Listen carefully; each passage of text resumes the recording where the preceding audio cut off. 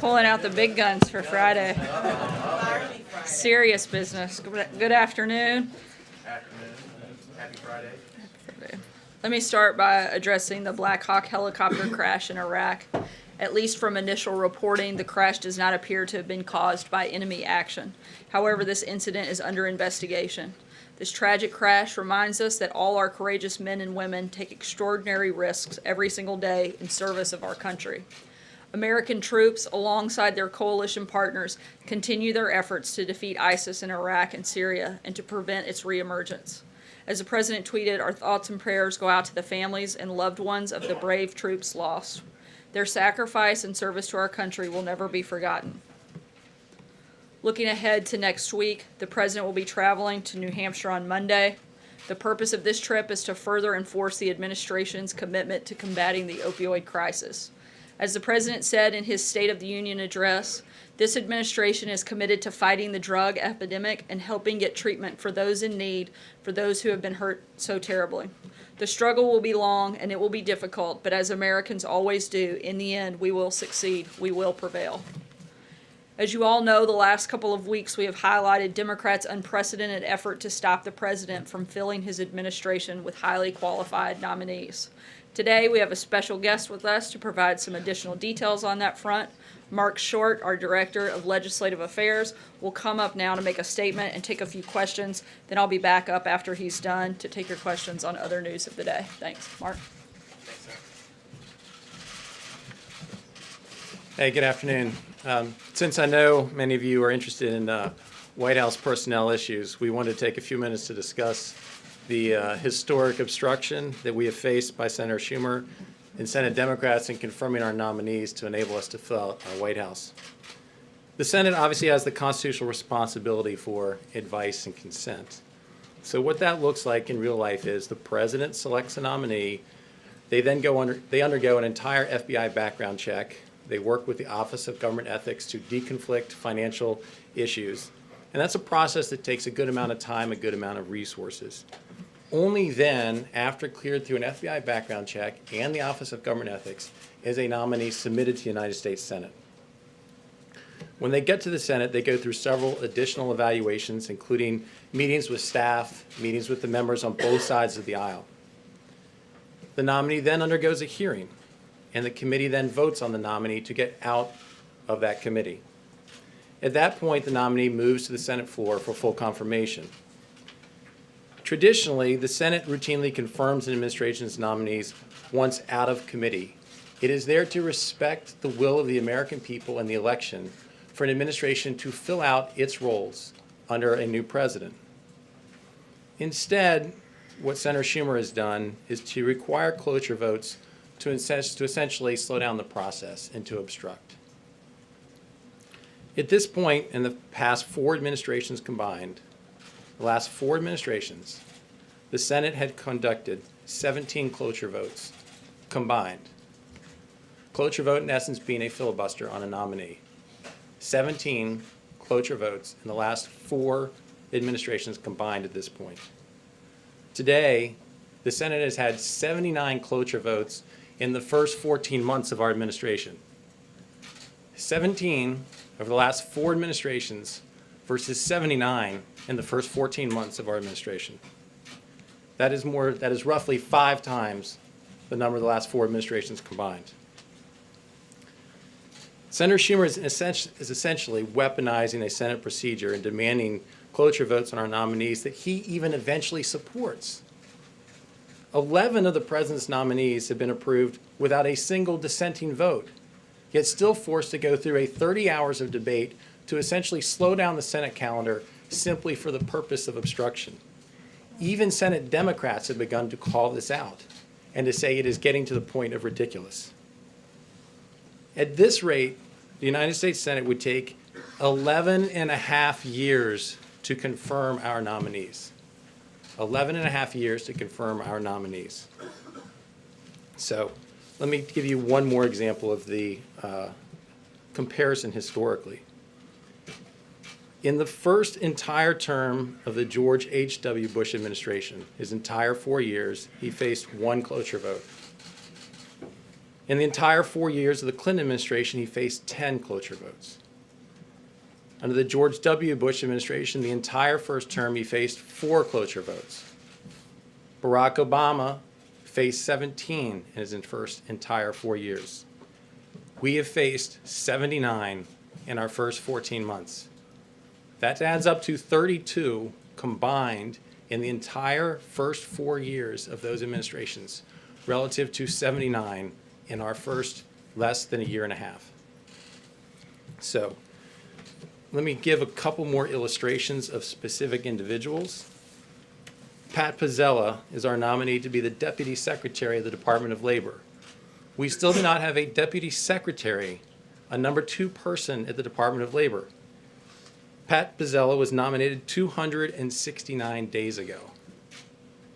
He was reported out of committee in October. He was confirmed in the George W. Bush administration by a unanimous voice vote. So he's already been confirmed by a previous Congress without any dissension. And yet, 269 days later, we still do not have a Deputy Secretary at the Department of Labor. At the EPA, Deputy Administrator Andrew Wheeler.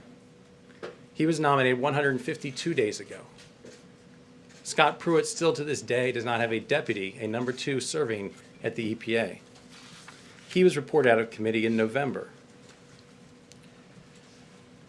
Yalim Poblete will be Assistant Secretary for Arms Control at the Department of State when confirmed. Obviously, arms control is an important issue for national security and particularly heightened in light of upcoming negotiations with North Korea. She was nominated 298 days ago and has been previously a staff director of the House Foreign Affairs Committee. Isabel Patalunas, nominated 270 days ago, reported out of committee in July, has been nominated to be Assistant Secretary of the Treasury for Intelligence and Analysis. This helps work with many of the sanctions that you have covered. So many of these positions, in fact, are national security positions. And lastly, Kevin McAleenan, to be Commissioner of the Customs and Border Patrol, was nominated 298 days ago. Obviously, it's been a priority of this administration to highlight the security threats we face at our southern border. Kevin, in taking that role, will be safeguarding our borders and helping to prevent terrorists and contraband from entering the United States. Yet Congress and the Senate continues to dither and not have a confirmation vote. We're pleased that he finally got through a cloture vote last week. We expect him to be confirmed on Monday night, but 298 days later, as the American people have been anxious to make sure that our border is being secured, we still not have a head of Customs and Border Patrol. So this level of obstruction is beyond historic. It is something that, as you, I know, are very focused on personnel inside the White House. We ask that you also shed light on the historic obstruction that's happened in the United States Senate to make sure that we are able to fill out our administration to do the job of the American people and to help make sure that our country is safe and secure. Thanks a lot, Mark. Thanks for coming out. You mentioned the plight of your nominee at the State Department for the arms control position, and you mentioned the need for having that person for the upcoming negotiations with North Korea. Yet you still do not have a nominee to be the U.S. ambassador to South Korea. Why is that? When will you have that nominee? And is that position also important for your efforts? Sure. I think that there's been several conversations about that internally with putting forward nominees, that as they go through that process, in many cases it gets so delayed and so long that nominees have withdrawn from the process before actually being submitted to the Senate. So there's a couple examples where that's happened recently. That includes that post, but we've been having ongoing conversations about nominating someone soon. Yeah. On Rick Grenell, the ambassador, President's nominee for ambassador to Germany, which senator is actually holding out the nomination, withholding unanimous consent? And why doesn't Senate Majority Leader Mitch McConnell just, and is there any reason given for withholding unanimous consent? And why doesn't Senate Majority Leader Mitch McConnell just force a vote on the nominee? Thanks. Mary Elizabeth is one of the stars on our team who's been with us from day one, and she helped to staff Justice Gorsuch through confirmation and helped to shepherd him through and is the one in charge of our nomination. So I'm going to phone a friend on that one. But Grenell got out of committee, right? And so basically he's waiting for a final vote on the Senate floor. Yes. And so that, I believe he got out of committee several months back. So he's another one that should be on our list of those that has been waiting. The challenge that Leader McConnell faces when you're not allowed to just bring up for a voice vote, you have to go through a cloture, then he has to prioritize these. And that is one more of our nominees that simply has been historically obstructed. Yeah. Well, thanks. You know well what goes on the Hill. This is part of the toxic nature that's been going on for several years. I mean, the Democrats are pushing back because of the Republicans. What are you doing to ease or water down that toxicity? What can you do? And secondly, explain to those who don't understand how it is that a minority party, when you control both the Congress, both the House and the Senate, how you're unable to get it through, because that is one of the big stumbling blocks for people to understand why you're complaining. Right. Well, I think that the reality is that this is a Senate process. It's not a House process. But as you nominate the candidate to the Senate for a personnel issue, the Senate has the ability to go through the nomination process, the committee process, but it requires a supermajority to get past the motion to proceed. And what the Senate has done is they've basically said, we're going to require a cloture vote on these nominees, where historically, once out of committee, they would bring it to the Senate floor, they would just require an up or down vote. And you say that it's part of the toxicity that's been going on for some time. I think that's the point we're trying to make, is this hasn't been going on for some time.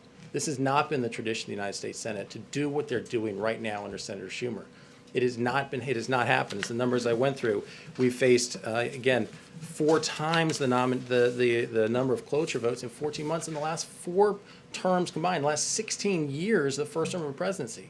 So this is not what's historically been done. See it as a reflection of, for example, when Obama was in office and the Republicans said they're going to make it their prime concern not to pass any legislation that Obama favored. Don't you see that as part of the problem? I think part of the challenge is the American people got so frustrated with the way that Washington worked that they elected an outsider to come to Washington to try to help fix it.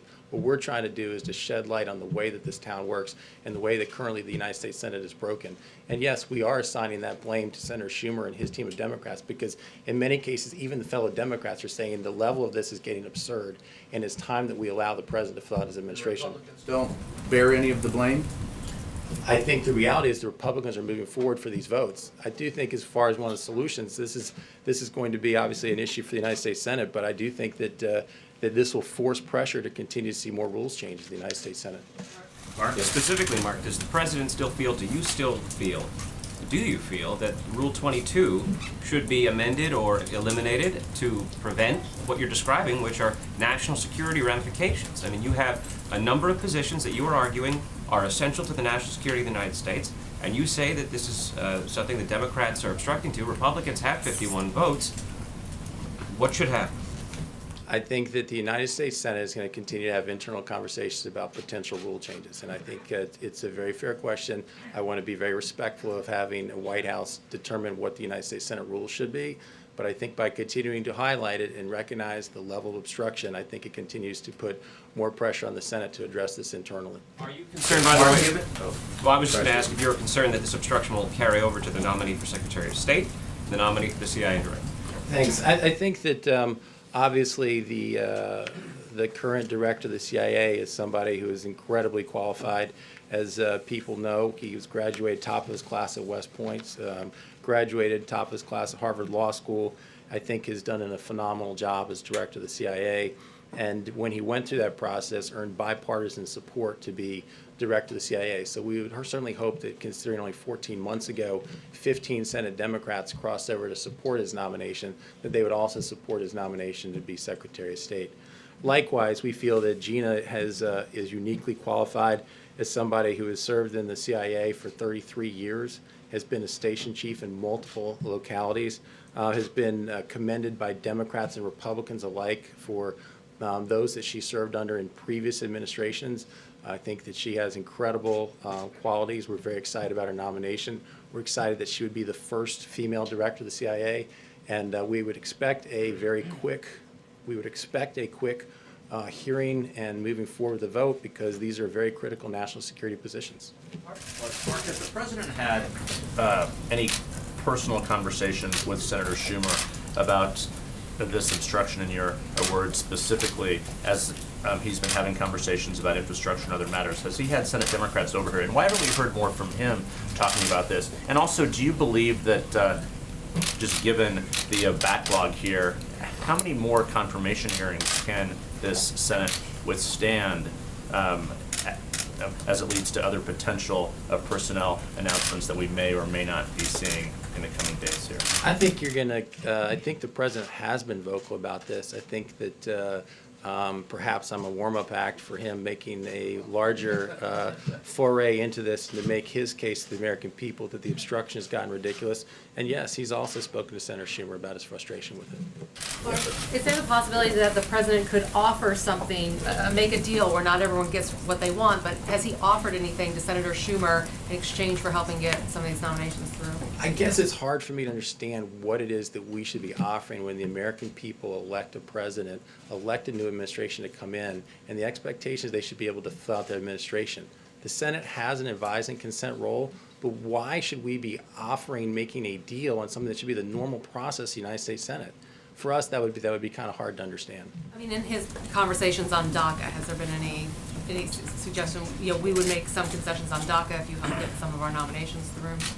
I think on DACA, the president's been very clear that he wants to make a deal. I think he put forward a very rational proposal, one that even provided a pathway to citizenship for 1.8 million people. I think we're frustrated that so far Democrats don't seem to actually want to come to the table. They want to politicize the issue. We stand ready to make a deal on that.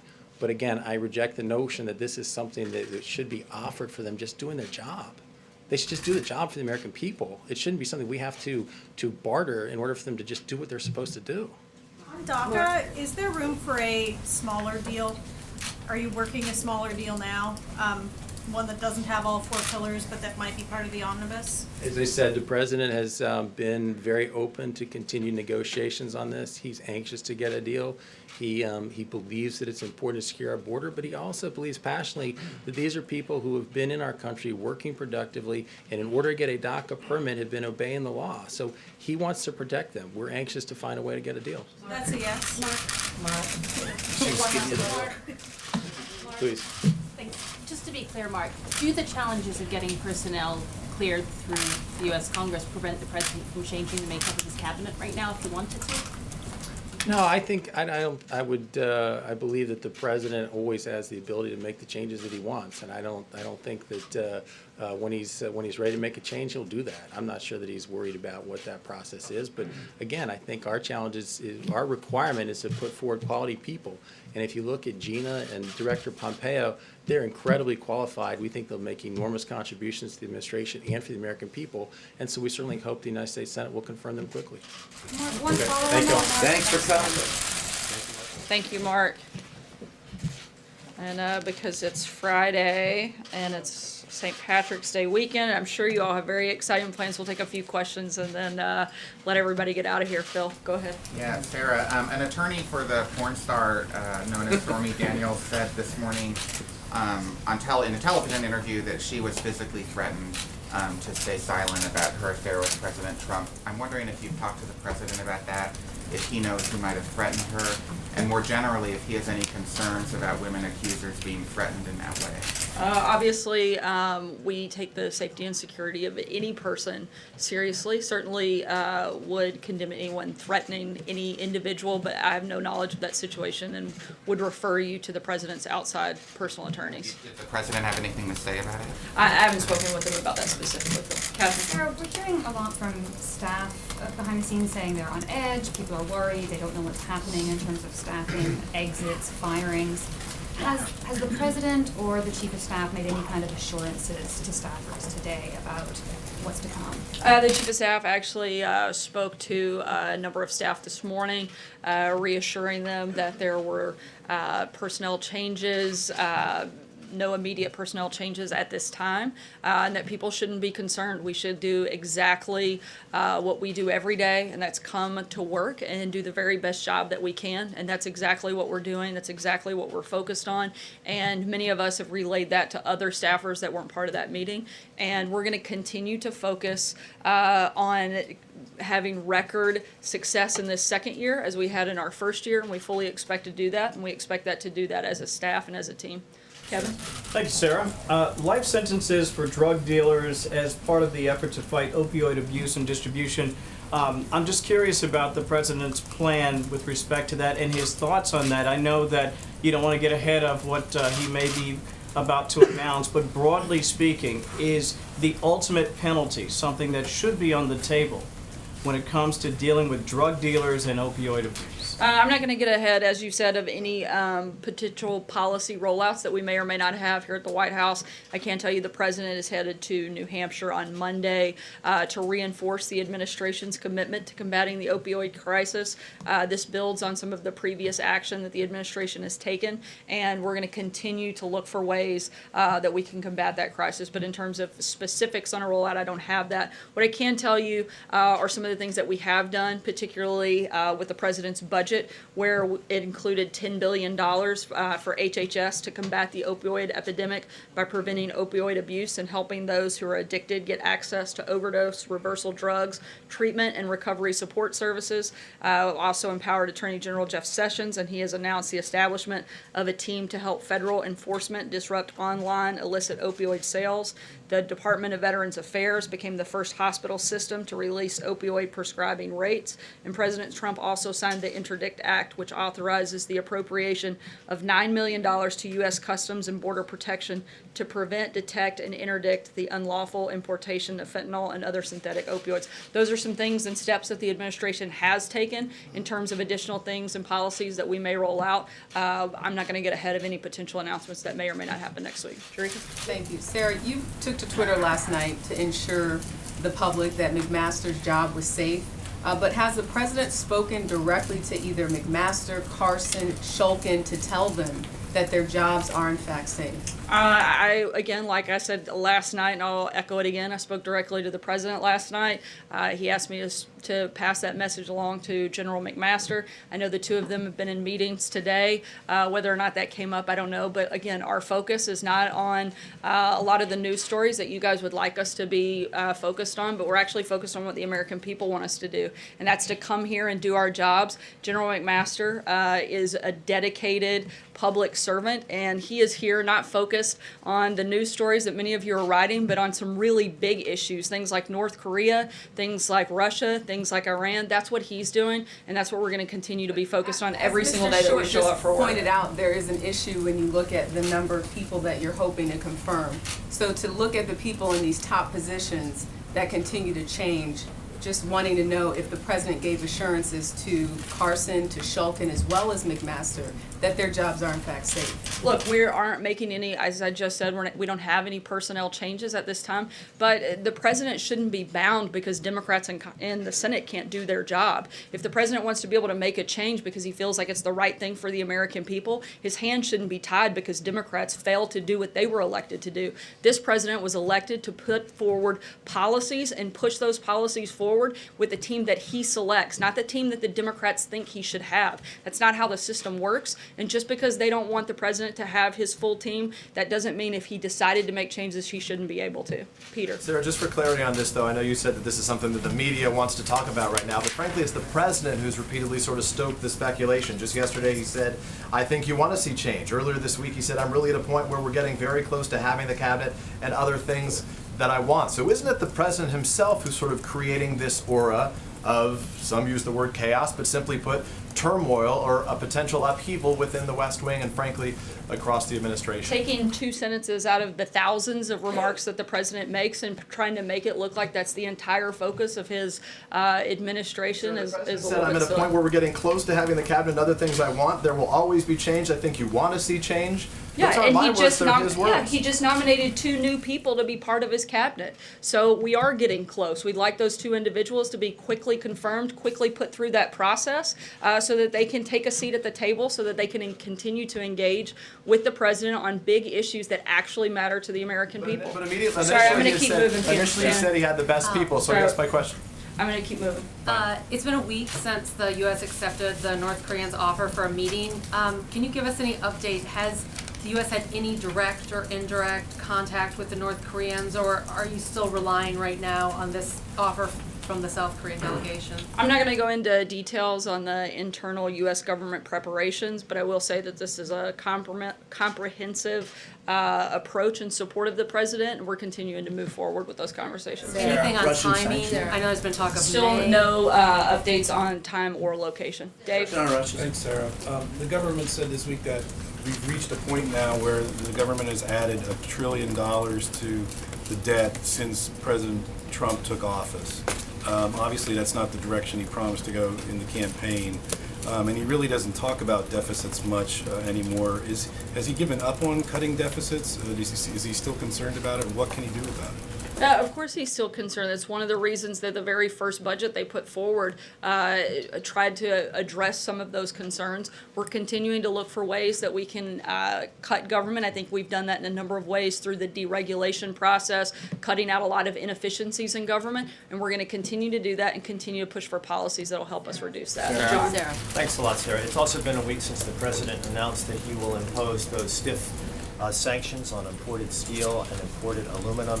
And today the EU published a list of American products that would be targeted in retaliation for the tariffs the president intends to impose. It's an exhaustive list. Agriculture products, orange juice, motorcycles like Harley Davidson, Jordan, Blue Jeans, tobacco motorboats. What's your reaction to this threat of retaliation to the president's plan to impose those tariffs? The president's going to continue fighting for the American worker. He's also working with a number of individual countries and negotiating on areas of national security where we can work together, and there's some flexibility there, and we're continuing to have those conversations, and will continue through the next part of the end of next week, which is when I believe the deadline happens. On that, in your view and the administration's view, would those EU tariffs hurt American workers? Would they hurt American industry? Again, we're going to continue to have those conversations with individual countries, and we'll keep you posted on specific policies that happen. Correct. Yeah. Sarah, you're calling for quick confirmation of the CIA director. And Senator John McCain put out a statement calling for further scrutiny of her record, and in particular, what he called, a really dark period of torture and what he calls torture. So are you concerned about that nomination? It looks like it could be one or two Republican senators would be against it. Again, we're highly confident and certainly very excited about the nomination of Deputy Director Gina Haspel to take over at the CIA. She is an incredibly qualified. She's someone who has been in the CIA for over 30 years, has the respect of both Republicans and Democrats. There have been a number of Republicans who have come out and praised this nomination, and including Senator Feinstein, a Democrat, who came out in support of her today, as well as people that have worked with her a number of years from both sides of the aisle that have very good understanding of the type of individual she is, but everyone from Leon Panetta to James Clapper that have praised her work and support her in this process. You're going to brief committees. I'm sorry? Well, you'll brief committees about whatever they want to know about her tenure running a CIA black site. I'm sorry, can you speak up a little bit? You're going to be, the White House is going to be as fulfilling as possible about requests regarding her tenure running a CIA black site in Thailand. Certainly we'll be as cooperative as we can, but we specifically want to make sure that people actually have an accurate reflection, which I know some of the senators, including Rand Paul, made comments off of incorrect information. So we certainly want to make sure that they actually have accurate information, particularly before they go out and speak on behalf of their constituents. And as a member of the United States Senate, we hope that they take that role very seriously and get accurate information before they peddle it out in front of the American people. Trey? Thanks, Sarah. Two quick questions for you. You said you spoke with the president last night regarding these stories about potential staff turnovers here at the White House. And we spoke specifically about the story with General McMaster. What was the president's reaction to all of these stories? Did he see any truth in the reporting that was out there? As I said, the president said that it was not accurate, and he had no intention of changing, that they had a great working relationship, and he looked forward to continue working with them. And if I could ask you about Syria, the president last month called the situation on the ground in Syria a humanitarian disgrace, specifically in the suburb east of Damascus. Is the president taking any steps to try to correct this humanitarian disgrace other than releasing statements by the administration? We're continuing to look at all different ways the U.S. continues to denounce the Syrian regime and their violations of the United States Security Council, and we're going to continue to look at this, and we'll make determinations and announcements as we move forward. John? Yeah, thank you, Sarah. Turning away from personnel within the administration and personnel in the midterm elections, Danny Tarkanian, the insurgent candidate against Senator Hiller, abandoned his candidacy to run for the House, he said, at the urging of the president. Will the president be involved in other contested primaries involving Republican incumbents and try to discourage these kinds of challengers, who I might add more often than not are backed by Steve Bannon and Sebastian Gorka? I can't get into any specific races due to a little thing called the Hatch Act, but I can tell you that the president is going to continue to support people that support his policies and his agenda, and certainly those will be the type of candidates he would look to support. Olivier? Thanks, Sarah. A couple in North Korea. One, I want to go back to Shannon's question. Has the United States received any direct or indirect confirmation that the North Koreans are interested, or is the United States still acting on the South Korean representation of their negotiations? Again, I can't get into the details of the preparations and the progress being made, but I can tell you that we're continuing to move forward in hopes of having the meeting take place. And then seizing the opportunity offered by Mark's presence here today, my understanding from talking to people in Congress is that the administration has been asking lawmakers to hold off on any new package of North Korea sanctions, telling them both that the executive branch powers are sufficient in case should the need arise to impose more, but also to avoid inflaming the situation. Would either you or Mark address that? I know that we are continuing our maximum pressure campaign on North Korea. We're continuing to ask our allies to engage in that maximum pressure campaign, not to let up at any point for any reason until we see real progress on the promises that have been made by the North Koreans.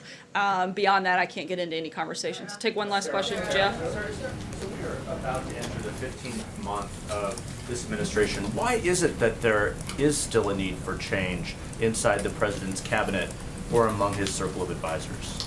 Look, as we've said many times before, you want the right people for the right time. And as policy priorities change, that means that sometimes you're going to have personnel change. That's not different for this administration as it has been in any other administration, and we're going to continue to add new staff regularly. I'll take one last question. Sorry, Enjoy the drama. No, I did tell her Enjoy the before drama. Sorry, Jeff. I'm going to go to your colleague here. The last question. Thank you.